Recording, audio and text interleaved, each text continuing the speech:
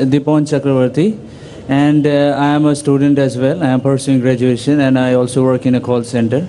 And my question is, why is it important for a woman to marry a third party if she wants to go back to her first husband after her first husband has given her talaq?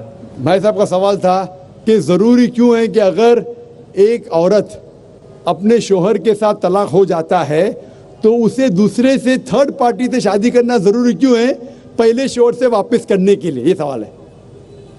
सवाल अभी दोहरा है, जवाब दे रहा हूँ मैं।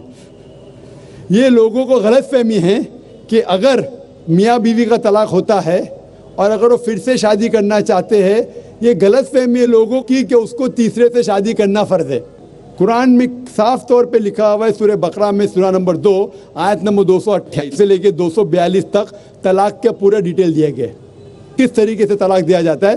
पहले मैंने कहा था कि आपस में समझौता होना चाहिए, नहीं होता है तो गेट एन आर्बिट्रर, एक बड़े को बुलाओ, शोहर की तरफ से बीवी की तरफ से समझौता करो। नहीं होता है तो तलाक बोलने के बाद इद्दत के 3 माह है।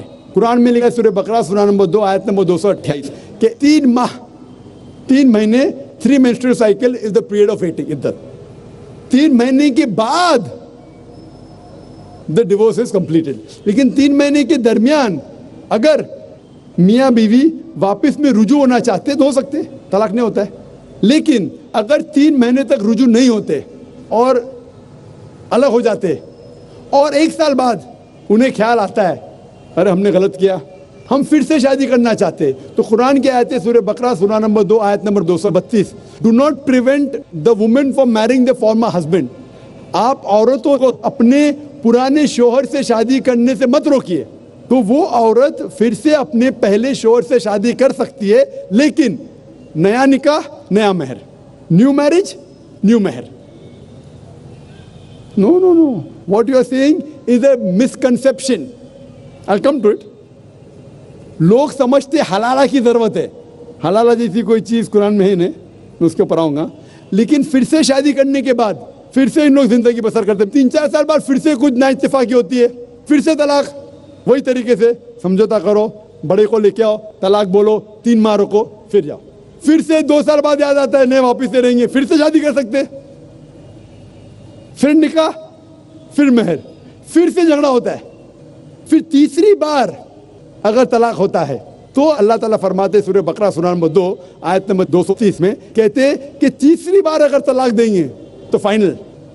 इसके बाद आप फिर से मियाँ बीवी नहीं बन, जब तक आप थर्ड को नहीं मैरी करें। इसमें क्यों?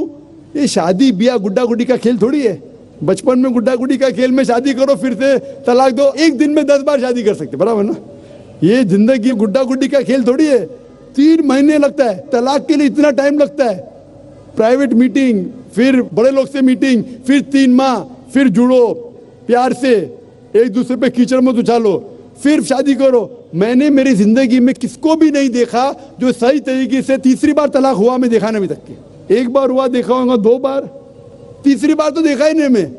ये अगर आप गुड्डा गुड्डी का खेल करते तो फिर 1 बार आपने रिजेक्ट किया, 2 बार रिजेक्ट किया, 3rd बार फाइनल, फिर आप दूसरे से शादी करो। आप प्लान नहीं कर सकते, आप दूसरे से शादी करो और रो। और फिर पता लगा आपको मैं पहले शोहर से नाराज थी, सिर्फ दिन में 6 घंटा देते थे, ये नया शोहर तो 2 घंटा देता है, तो पहला वाला अच्छा। नो, दाल आटे का भाव मालूम पड़ेगा। मेरी माँ मुझसे कहती थी मार्केट जाएंगे तो दाल आटे का भाव, दाल और आटे का भाव, आप समझे ना? तो हो सकता है क्या, मालूम पड़ा मैं मेरे शोहर से झगड़ा करती थी, वो बीवी कहेंगी, मालूम पड़ा क्या नया शोहर तो पुराने वाले से बदतर है, आप समझ रहे ना? और फिर अगर नए वाले से डिवोर्स हुआ, सेम तरीका, आपस में समझौता, प्लानिंग नहीं। अगर प्लानिंग करेंगे कि एक रात तुम्हारे साथ सोऊंगा और फिर तलाक देना, ये हराम है, आप समझ रहे ना? ये कुछ लोग करते हैं, मैं जानता हूँ मुस्लिम माशरे में, वो हराम करते। प्लानिंग करना, तुम्हारा शोहर बनूंगा, एक रात बाद तलाक दूंगा, फिर तुम शोहर शादी करना, ये हराम है।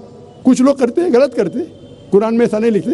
तो अगर तीसरी बार तलाक के बाद या पहली तलाक के बाद भी, पहले बार तलाक दिए, दूसरे से शादी किए, फिर पता लगा सही नहीं, तो वापस जा सकते, आप समझे ना? तो ये जो है ज़रूरी है थर्ड पार्टी के पास जाना, अगर 3 बार सही तरीके से तलाक हो तो इस्लाम में इतनी छूट है माशाअल्लाह, और इतना सही मजहब है, it's the most practical way of life. Hope that answers the question.